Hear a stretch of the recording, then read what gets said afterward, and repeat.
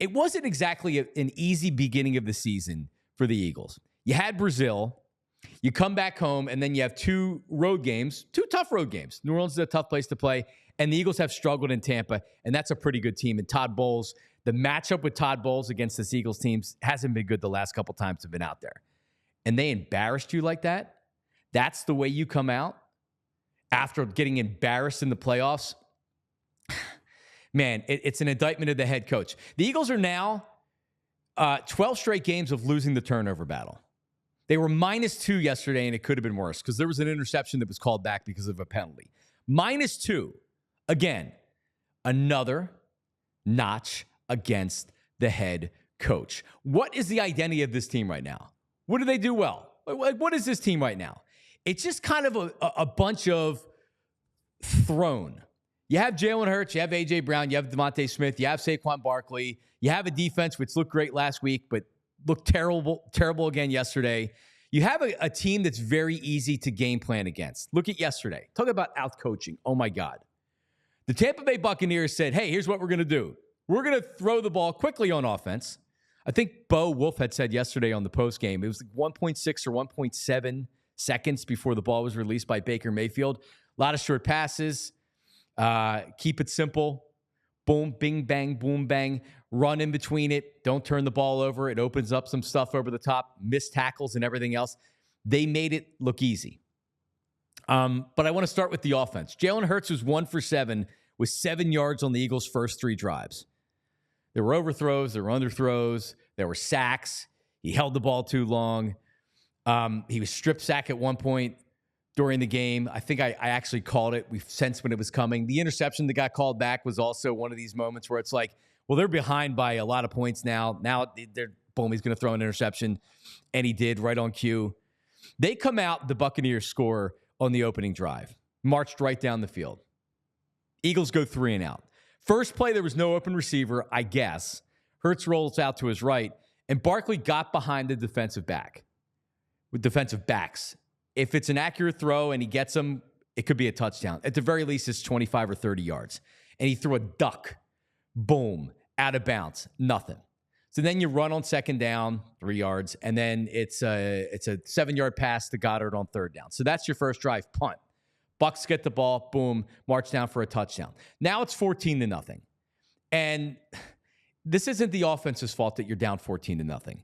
But this offense has struggled to score points for not just this year. This goes back in the last year. It goes deep back in the last year, right? But it's so important that you come out and at least you stop the momentum and you, at the very least, get a couple of first downs, right? They need to answer. It's another 3 and out. On first down, you can't blame Jalen Hurts here. He makes a nice throw to Dallas Goedert. It's probably a 15 or a 20-yard gainer. Right in his hands, drop.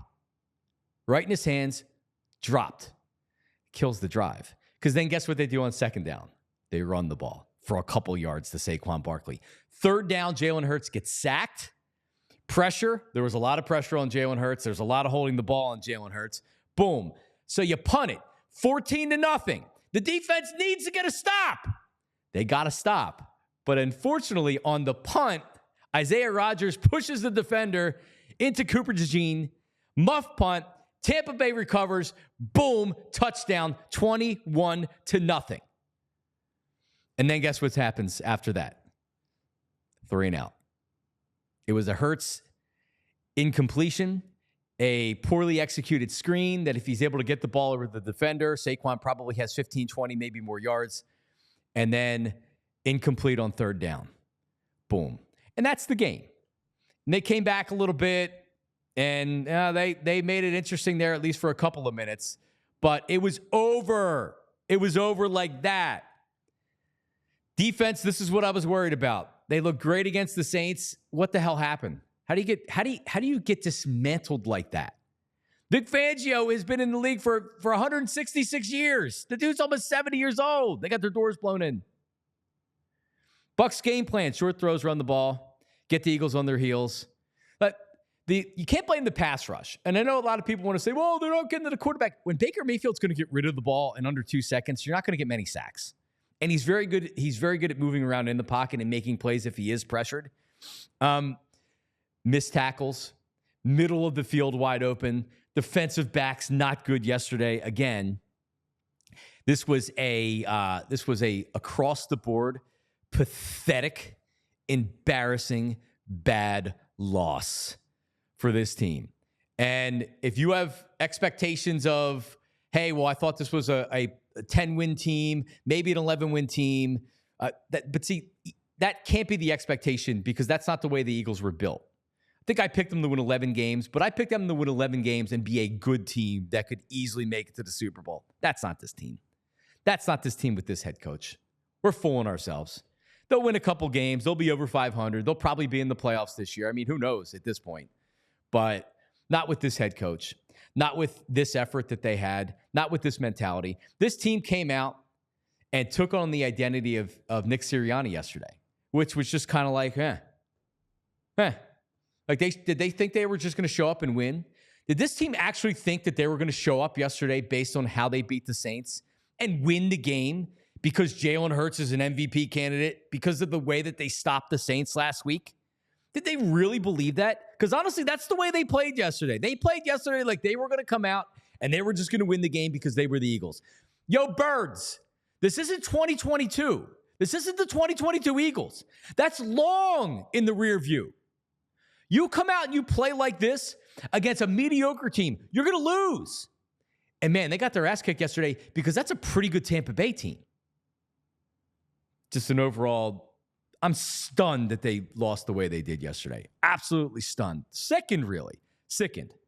If Jeffrey Lurie had more of a knee-jerk reaction, and I know they don't do this a lot in the NFL, what's the best thing for this team going forward right now? Because I'm not holding out hope. I'm still holding out hope that they figure this out. Because there's too much talent on this team when AJ gets back, when Devontae Smith gets back. This offense is loaded. This defense has to play better than it did. And I'm not looking for a top 5 defense or a top 10 defense. What the hell did they do last week? Where were the young guns yesterday? Where was Jalen Carter? Where was Jordan Davis? Where was Nakobe Dean? Where was Darius Slay? Oh, Darius Slay was great. Just read his tweet. Where was this team yesterday?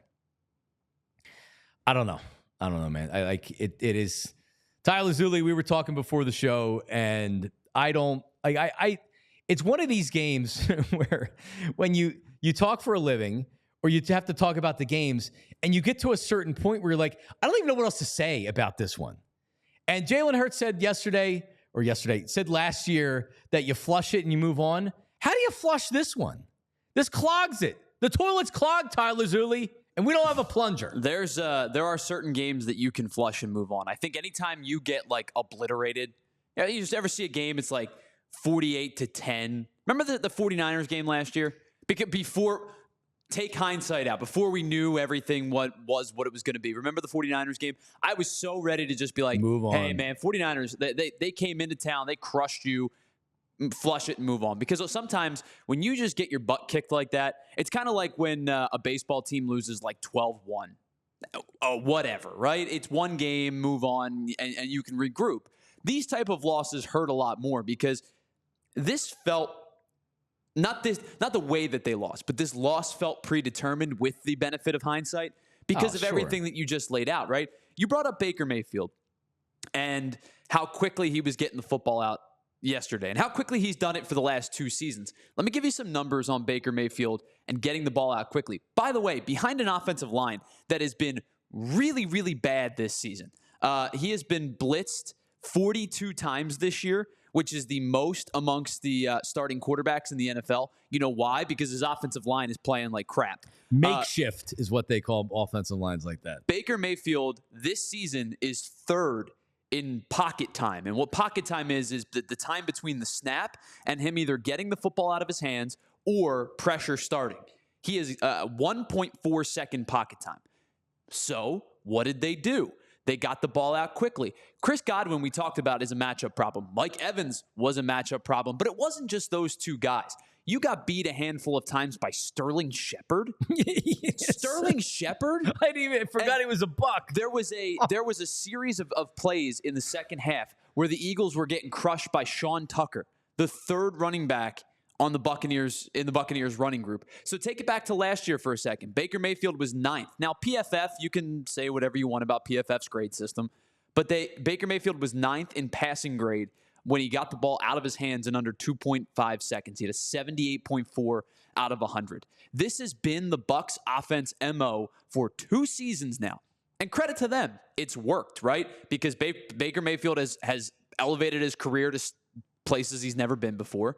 He's in a system that works for him. He's got skill position players around him. He's got a head coach who knows what he's doing.